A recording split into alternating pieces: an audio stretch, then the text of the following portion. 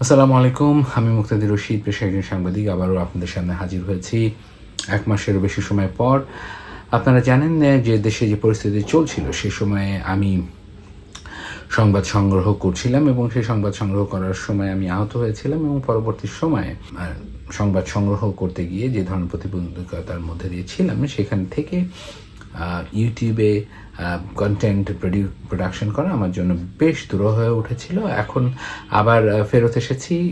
আমি যে মুহূর্তে সর্বশেষ আমি যে ভিডিওটি বানিয়েছিলাম আপনাদের জন্য, সেটি ছিল শেখ হাসিনা সরকারের অধীনে। আর এখন আমি কথা বলছি আপনাদের সঙ্গে ডক্টর ইউনূসের নেতৃত্বে যে ইন্টারিম গভর্নমেন্ট রয়েছে তার সময়। আমি সাম্প্রতিক সময় যে বাংলা আউটলুকে যে স্টোরিটা করেছি সেটা নিয়ে আপনাদের সঙ্গে কথা বলতে চাই। বাংলা আউটলুক আপনারা জানেন খুব অল্প সময় ধরে কাজ করছে বাংলাদেশের, এবং আমাদের কাজটি মূলত আমরা চেষ্টা করেছি যে বাংলাদেশে যে কথাগুলো মানুষ বলতে পারে না, বাংলাদেশে যে সংবাদগুলো প্রকাশিত হয় না, সেই সংবাদগুলোই আপনাদের সামনে তুলে ধরার জন্য। আপনারা জানেন যে ডক্টর জাহিদ বিভিন্ন সময় বাংলা আউটলুককে নিয়ে বিভিন্ন সময় মন্তব্য করেছেন এবং তিনি আপনাদেরকে অনুরোধ করেছেন বাংলা আউটলুকে পড়ার জন্য। আমি আপনাদেরকে অনুরোধ করব বাংলা আউটলুকটা নিয়মিতভাবে পড়ার জন্য। এবং বাংলা আউটলুকের যে সংবাদটি আমি আপনাদের সামনে আজকে উল্লেখ করতে চাই সেটি হচ্ছে যে বাংলাদেশের তৎকালীন বিরোধী দলের নেতা বা বিএনপির অন্যতম গুরুত্বপূর্ণ নেতা সালাউদ্দিন আহমেদ বাংলাদেশে 2015 সালে গুম হয়েছিলেন র্যাব কর্তৃক, এবং র্যাবের সঙ্গে অন্যান্য গোয়েন্দা সংস্থার প্রতিনিধিরাও ছিল। তারপরে তার হদিস পাওয়া যাচ্ছিল না। কয়েক সপ্তাহ জুড়ে তার ওয়াইফ বিভিন্ন জায়গায় ধর্ণা দিয়েছিলেন তার খুঁজে পেতে, এবং তার এক প্রেক্ষাপটেই খালেদা জিয়া মন্তব্য করেন তাকে ছেড়ে দেওয়ার জন্য, এবং তাকে পরবর্তীতে পাওয়া যায় ভারতের আমাদের সীমান্তবর্তী একটি রাজ্য মেঘালয়ে তিনি দীর্ঘ বছর ছিলেন। এবং সেখান থেকে এই সাম্প্রতিক সময়ে 5 আগস্ট ছাত্র জনতা বিপ্লবের মধ্য দিয়ে যে শেখ হাসিনা পালিয়ে যান এবং যে সরকারের পতন হয়, তার পরবর্তী সময়ে তার কয়েকদিন পরেই দেশে ফেরত আসেন সালাউদ্দিন আহমেদকে কীভাবে নিয়ে যাওয়া হয়েছিল সেটির যে বর্ণনা সেটা আমরা করার চেষ্টা করেছি। কিন্তু মূলত যে বিষয়টি হয়েছে যে সালাউদ্দিন আহমেদকে গুম করেছিল র্যাব, এবং যেটা র্যাবের সঙ্গে অন্যান্যরাও ছিল, এবং তাকে দীর্ঘ সময় রেখে দেওয়া হয়েছিল উত্তরার কোনো একটি জায়গাতে। তারপরে সেখান থেকে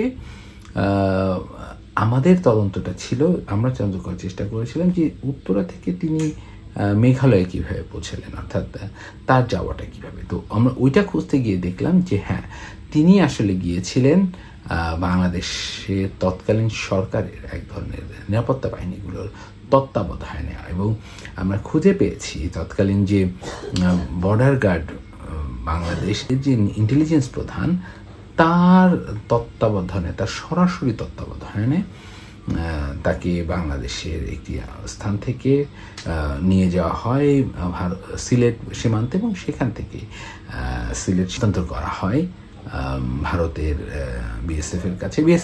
আমি জানতে চেয়েছিলাম যে আপনাদের এই বিষয়ে জানতে কোনো বক্তব্য আছে কিনা। বিএসএফ মেঘালয় এই বিষয়ে কোনো রেসপন্স করেনি। সেলিম মাহমুদ এই মুহূর্তে কাজ করছেন ট্রাস্ট ব্যাংকে, সেখানে একটি গুরুত্বপূর্ণ দায়িত্ব পালন করছেন। সেখানেও আমরা জানতে চেয়েছিলাম যে তাকে কেন এরকম হিউম্যান রাইটস অ্যাবিউজের যা রেকর্ড আছে, তাকে কেন ব্যাংকে চাকরি দেওয়া হয়েছে। তিনি বা তার ব্যাংক থেকে কোনো মন্তব্য আসেনি। তবে তার ব্যাংকের একজন সহকর্মী আমাদেরকে ফোন করে এক ধরনের হুমকি দিয়েছেন এবং বলেছেন যে তারা প্রথমে হুমকি দিয়ে ভয়ভীতি দেখিয়েছেন যে এটা কোনো কাজ না হলে তিনি চেয়েছিলেন যে আমাদের এই পোর্টালটা, অর্থাৎ বাংলা আউটলুকের পোর্টালটা ওনারা কিনতে চান এবং একটু ডিল অফার করা যায় কিনা সেটা হচ্ছে। আমার স্টোরিতে এটা লেখা আছে। তো আমরা তাহলে দেখতে পাচ্ছি যে হাসিনা সরকারের সময় কিভাবে বাংলাদেশ থেকে কাউকে গ্রেপ্তার করে বা তাকে গোপন আস্তানায় রেখে পরবর্তীতে কীভাবে ভারত কর্তৃপক্ষের কাছে তুলে দেওয়া হয়। এই ঘটনাটি নতুন নয়। আপনারা জানেন যে দেলোয়ার হোসেন সাঈদীর যে সাক্ষী সুখরঞ্জন বালি, তাকেও ঠিক একইভাবে ঢাকা থেকে গ্রেপ্তার করে ভারতে হস্তান্তর করা হয় এবং তারকে পরবর্তীতে ভারতীয় জেলে পাওয়া যায় এবং সেখান থেকে তিনি বাংলাদেশে পরবর্তীতে ফেরত আসেন। এবং আপনারা জানেন যে দেলোয়ার হোসেন সাঈদীর মৃত্যু হলে তার ইন্টারভিউটা অনেকটা ভাইরাল হয়েছিল। তো বাংলাদেশে যে গুমের যে কালচার, সেই গুমের কালচারে এই বিষয়টি আসা প্রয়োজন যে এই গুমগুলোর পেছনে কি আসলে দুদেশের পারস্পরিক যে সম্পর্ক সেটি একটা এক্সট্রা জুডিশিয়াল মেকানিজমের ভিতর দিয়ে হচ্ছিল কিনা, এবং এই কারণেই কি বাংলাদেশের সরকার, তৎকালীন সরকার ভারতের সাথে একটা পরকীয়ার সম্পর্ক করে দীর্ঘ বছর ক্ষমতায় থেকেছিলেন কিনা, এইগুলোই আমাদের প্রজন্ম এবং পরবর্তী প্রজন্মকে ভাববার জন্য বলবো। এবং সেই সম্পর্কটা, অর্থাৎ ভারতের সাথে বাংলাদেশের যে সুসম্পর্ক, বাংলাদেশের জনগণ আশা করে, যে জনগণ ভারতের অনেকখানি অংশ আশা করে, সেটা যেন ন্যায্য নৈতিকতা এবং অবশ্যই দুই দেশের মধ্যে পারস্পরিক সম্প্রীতি সৌহার্দ্যপূর্ণ পরিবেশের মধ্য দিয়ে হয়, সেই কামনা করি। আজকের মতো আমার এই ভিডিওটি এখানে শেষ করছি। সবাই ভালো থাকবেন, সুস্থ থাকবেন, সুন্দর একটি বাংলাদেশের স্বপ্ন দেখুন। খোদা হাফেজ।